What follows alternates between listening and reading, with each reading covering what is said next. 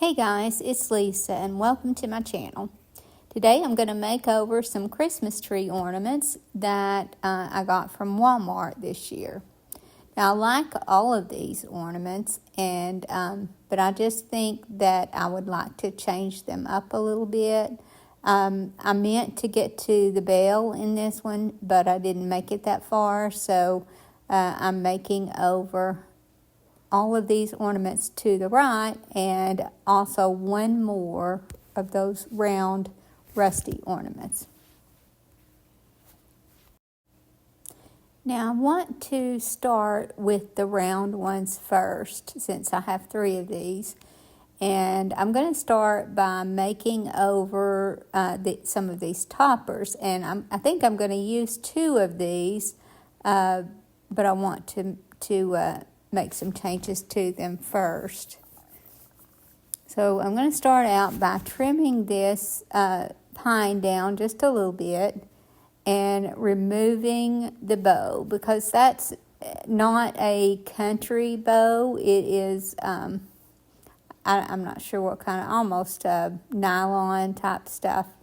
So I don't really want to use it. So I just trim these down, and then I'm going to add some greenery and other embellishments and change these up and make them look a little bit more primitive or country.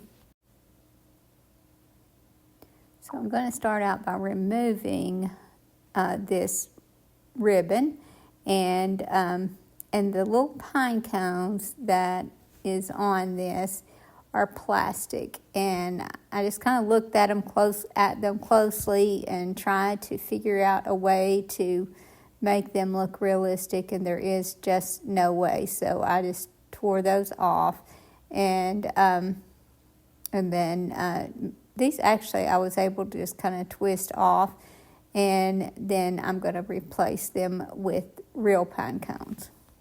And then using some hot glue, I glued some more greenery in them, and a lot of times with greenery that isn't very realistic looking, you can add something that is in with it, and it makes a big difference. And I also wanted to change up the color of this. It almost has a blue tint to it, and I just wanted to make it look a little bit more realistic, and then just adding that second shade of green to it also gives it more of a realistic look. And then I took some white paint and dabbed over the berries and the pine cones to make them look a little bit more realistic and give it some dimension and help it kind of pop. And then I'll be using this one on one of those, and then I'll make the other over as well, or one of the others. But now I want to make over the little circle ornament that was rusty, and although I absolutely love this rusty look, I wanted to change up one of these and make it look a little more farmhouse style. So I'm going to be painting this white, but before I do, I want to clear coat it so that I don't have any of that rustiness coming through my paint. And then after I put one coat on this, I just set it aside to dry. I had to lean it on something, but meanwhile, while I let that dry, I'm going to go ahead and make over this next embellishment. And I want this one to look more primitive, so I'm just taking all this off. Again, those plastic pine cones have to go. And I'm going to go ahead and save the rusty wire on this because I'm going to use this as a hanger. So what I'm doing here is taking what Dixie Belle's color rusty nail, and it's more red than rust, but adding it over the top of these berries, tone them down, and then I'm going to take the color coffee bean, and that's a really dark brown, and just kind of dab over the top, maybe almost dry brush that over the top, and that's how I redid those berries. But here I am working that, I've already put the wire back on, but I'm taking some jute twine and some homespun material that I've ripped into thin strips, and I'm just going to tie those around the top before I add my embellishment back on. Again, I just want this one to be more of a primitive look, and so I felt like it needed a touch of this homespun fabric. And next, I trimmed off the excess fabric, and I wanted to keep it kind of wispy on the bottom. If you lose that by making too straight of a cut, you can just take the tips of your scissors and just kind of pull at it, and that will help. So now I've done the same thing with this one. I added a little bit more greenery back into it, and at this point I haven't dabbed on any of the darker brown onto these berries, but I did. You can see here I've gone back and did that. So that's all that I'm going to do to this one. I want it to be primitive, and I don't want to overdo it, so that is how I did that one. And then when my clear coat was dry on this one, I went ahead and did 2 coats of white. I thought about dry brushing, or not necessarily dry brushing it, but laying my brush down to where just the words showed, but I really wasn't crazy about how that was looking, so immediately decided to give this a solid coat. Again, this took 2 coats. And I did paint this on both sides, although there isn't any design on the other side, and I'm not going to embellish the other side, but I painted it so that when it showed, it would look finished. And I did try to sand this with my finger sander, and I was able to get it some, but I ended up letting a wet washcloth lay on this for a few minutes, and then sanded it, because I guess I had let it dry too long. And if you try to sand too hard with this sander, then you're going to pull all the rust underneath down to the metal, and that's just not a pretty look. And then I added the embellishment back and wired that around the top and added a hanger, and this one was finished. Now with this one, I wanted to give it more of a metallic look, and so I painted it with 1 coat of the patina paint in the color copper from Dixie Belle, and before that dried, I sprayed it with the green patina spray. And I tried not to go too heavy on this because I didn't want a lot. So once I sprayed it on there, then I took my brush and kind of dabbed it off, and then this was the finish that I got. And for this one, all I did was take some strips of lace and make a shabby bow. Some people call these a messy bow because all you do is just lay however many strips of fabric that you want that are probably 4 inches or so, and tie them together in the center. And that's just a very easy way to make a shabby bow. And then I just attached it to the top, and this one was complete.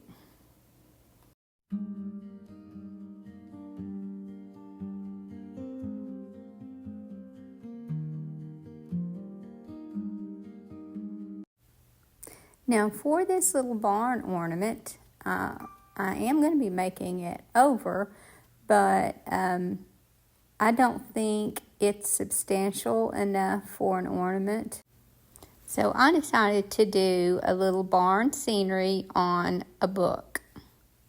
But the first thing I need to do is make over the barn. Now, I know they're going for a rust look on the roof, but I didn't really care for that. And I also don't care for this, or I didn't care for the way they did the rust finish.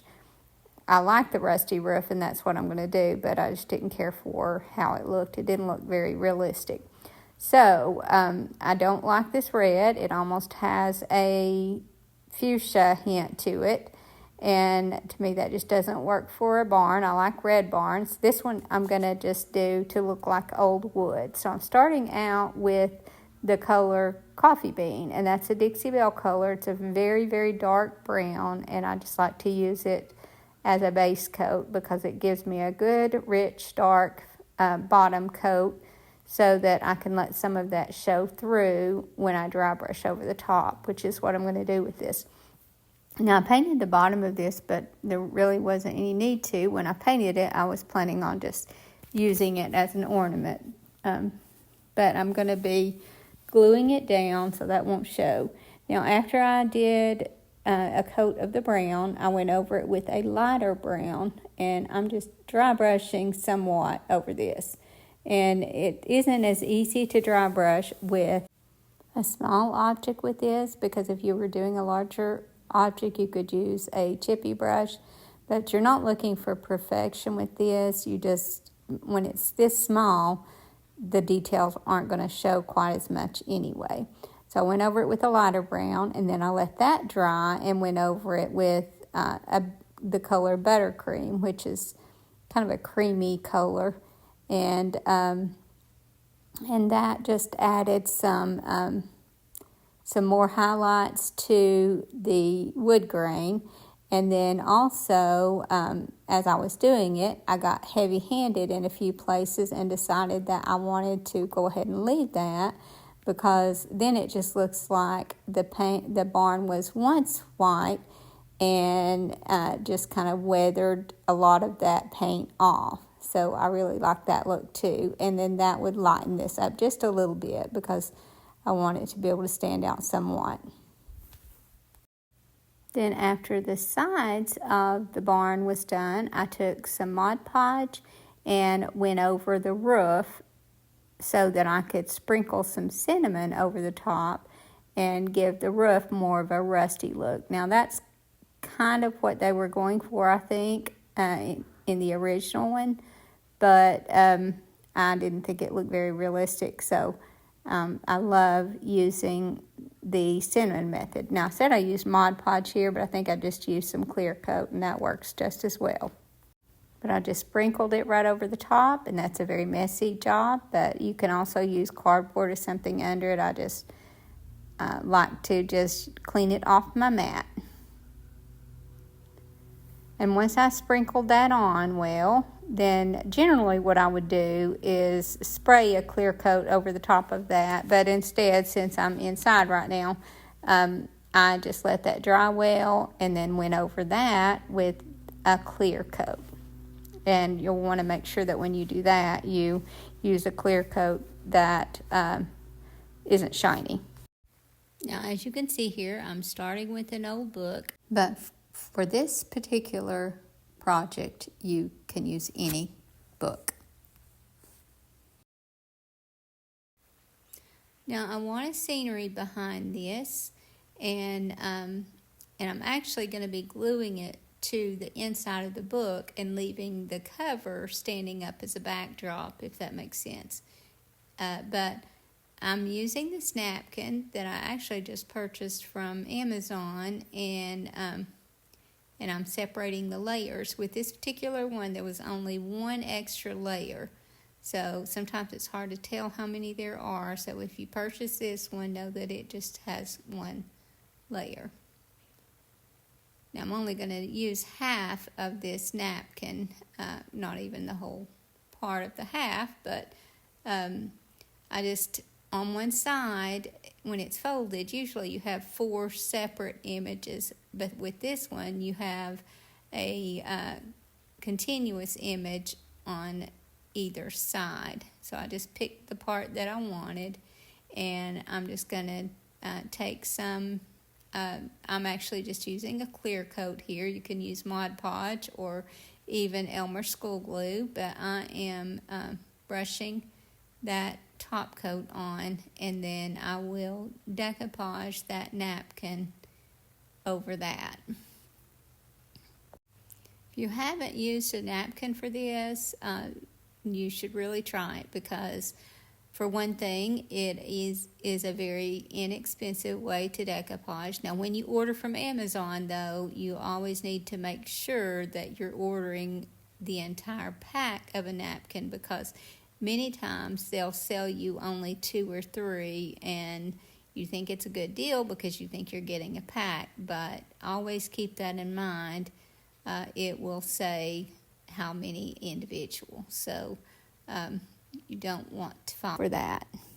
And sometimes it may be better for you. You can find more designs that way, and maybe you only want that because you're only going to do one project out of it. But most of us crafters like to have craft supplies on hand, so for me it just doesn't make sense.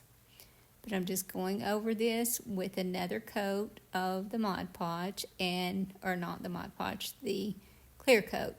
And as you can see here, I'm really wetting those edges well, because what that will do is soften your napkin enough that you can just push it against the object that you're gluing it onto, and it just tears so much easier. So once I got this glued on, then I needed to decide where I wanted my placement. And I regret to inform you that on this one, I skipped some footage. I thought I had my phone recording, but it wasn't.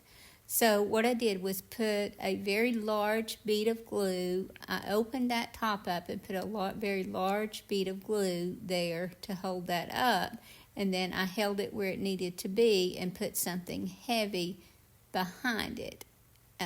Something actually heavy and flat. And then I took a little dowel and glued it to that, but I made sure that it was all hidden in the back, so I had it glued to the back of the book and to the bottom of the book, and that helped hold that up, and I still kept that flat object behind it long enough for it to dry well. And that's all going to be hidden anyway. But also, another thing that I didn't get filmed was placing all these, and all that I did was just glue them down. Now, there was one there in the front that I just drilled a little hole in, and one right behind it that I drilled a hole in, and they didn't have a base, so I just stuck them down in the pages. And now I'm taking some Mod Podge and very, very heavily hiding or putting plenty so that when I sprinkle my snow on there, that it will hide everything. And I'm so sorry about the lighting here, but my crafting was really, really slowed down because I'm having such a hard time getting my chair into my tiny craft room. So every time I needed something, I just couldn't get to it, and I couldn't get out in the garage to get anything. So I talked to my husband about that, and he's moved me into the dining area, but the lighting is just not good. I'm going to try to find a light that I can use also, but I'm just having to make do right now. But that little barn is kind of sad looking because you can't see it because of my lack of lighting. So again, I'm just putting this Mod Podge very, very thick, especially over that area in the back that I needed to hide that little peg. And then I'm just scooping it on. Now, when it comes to this, you don't have to be careful. All you need to do is make sure you get everything heavily covered. And as you can see here, I've got this on a little tote lid, because once I get it all covered, then I will be able to just dump it into that and not make such a mess. But this is smelling really good because I'm using the Epsom salt that I had at home, which is lavender scented, so that's even a plus. But I just kind of keep dumping it in there until everything is covered. And then once I got that done, I decided that I wanted another tree on the back right. So now I can show you how I put that tree in. I just took my drill and drilled just a little ways in. And you want to hold to your pages here to make sure that you don't pull your pages up. But then you just take that little stem, take it off the base, and stick the little stem down in. It kind of made a little forest of trees around the barn. And then I started adding snow to the places on the barn that I felt like would have held some snow, and even to the tops of some of the trees, and then sprinkled the Mod Podge over the top of it. Again, you don't have to worry about adding too much of the snow, because you're just going to dump all the excess off when you're finished. And now I'm just showing you up close. Oh, I forgot I added a little wreath to the top of that barn. But I think with all those trees in that napkin print, these trees just turned out so pretty.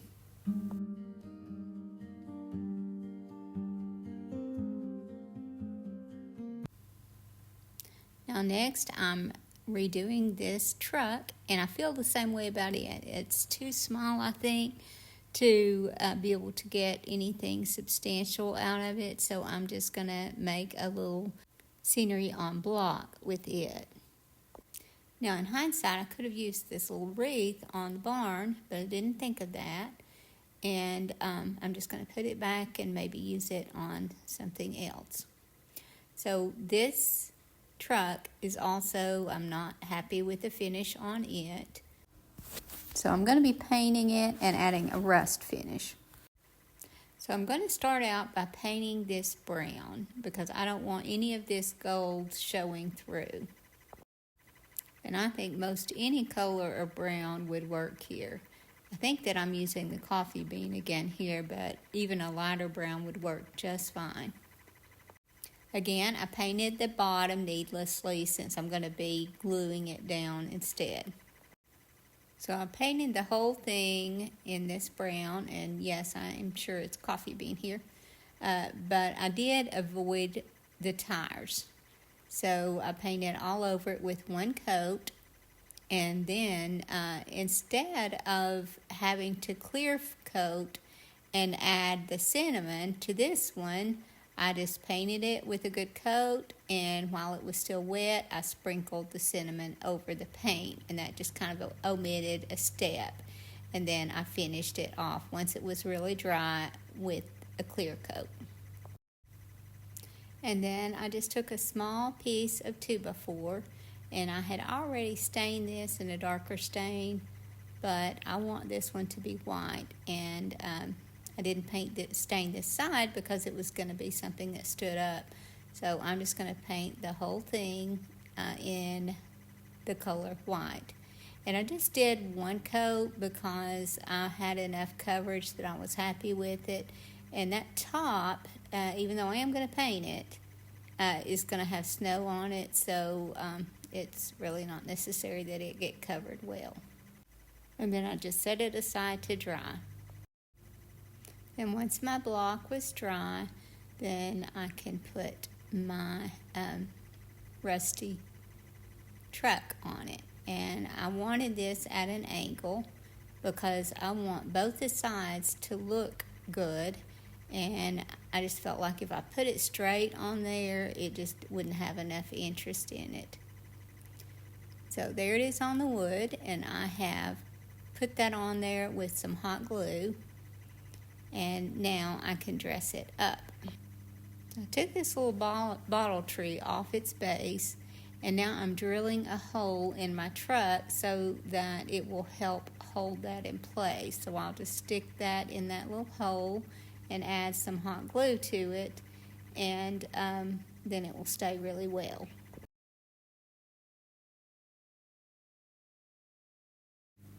Next, I decided I wanted to add some bits and pieces from a Dixie Belle transfer, and it's actually a new transfer this year called Yuletide Hearth.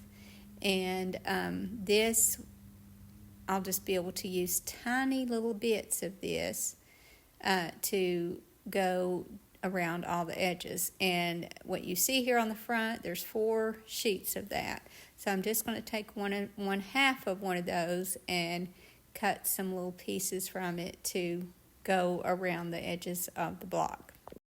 But I also had a little Christmas stamp that I thrifted, and I wanted to stamp that on both the front and the back. So I went ahead and added that first before I added any more bits and pieces, so that I didn't cover up my space that I needed for that. Now, I always check the craft section of any thrift store that has it, because a lot of times you'll see these wooden stamps, and you can use them as long as your area is really good and flat. You can use them, and they're just almost impossible to come by anymore. So I just always buy those if it's something that I'll use. But this one I felt like was a really good one to use on a gift, and so I was kind of thinking this could be a little small gift idea. And then I just continue to add little bits and pieces. As you can see, it is truly little bits and pieces that I'm using here. So a good way to use up your scraps. And here I am stamping that same stamp on the back. Now once you get all of this covered and you're happy with the look you got, I didn't want a lot of this. I just wanted little bits and pieces on each side. Then I just cut away what was excess, and took my little finger sander and sanded around all the edges. And then I just brushed some Mod Podge over all the areas that I felt like would hold snow, and sprinkled the Epsom salt over the top of this, and that kind of brightened up that truck some, and added a lot of highlights and character. And then I just dumped away all the excess, and this one was finished. And I forgot to mention that I did finish this off with a clear coat to seal in that transfer, and also to seal my chalk paint.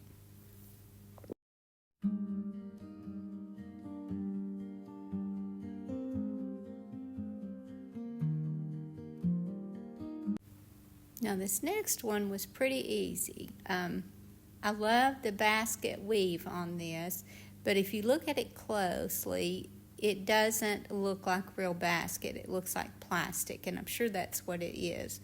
So I want to make sure that it does look like the basket weave, because that's what I really liked about this one. So I'm just going to pull all this stuff off the front of it. It wasn't the easiest, because for some reason they had used a ton of glue, and I ended up having to use a heat gun to remove some of it.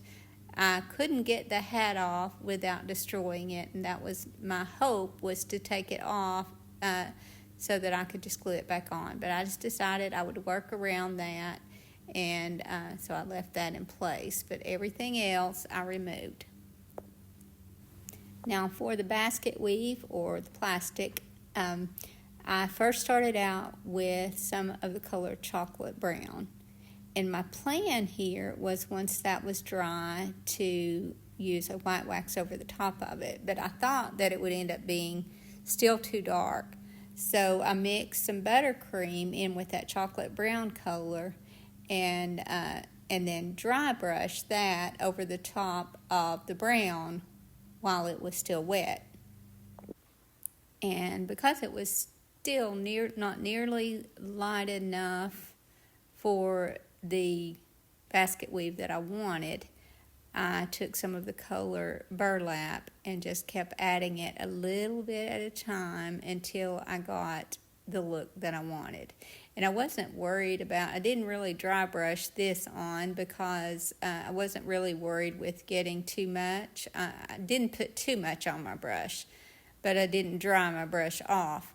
But I just kept going, because I wasn't worried about getting too much. If I did, I could just take a cloth and wipe it away until I was happy with it. But I ended up not having to do that. I was happy with the color that I got.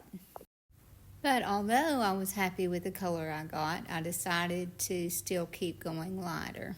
I just kept seeing this in white, and I didn't want it completely white.